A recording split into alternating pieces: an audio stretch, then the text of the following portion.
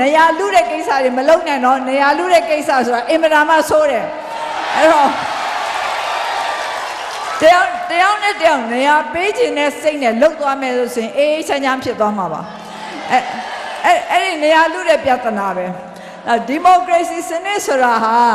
နေရာမလူရအောင်လို့ထွင်ထားတဲ့စနစ်ဖြစ်တယ်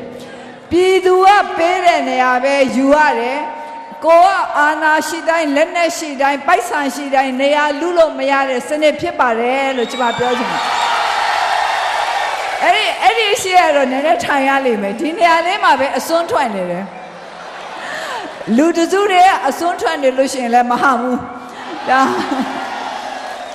အဲ့တော့ကျွားတော့ပြည်သူပြည်သားများဟာတယောက်ပေါ်တယောက်စေတနာတန်တန်နဲ့ညာတာနဲ့လှုပ်သွားမယ်ဆိုရင်အားလုံးအတွက်အများကြီးပဲပို့ပြီးတော့ပျော်ရွှင်စရာကောင်းပါပါ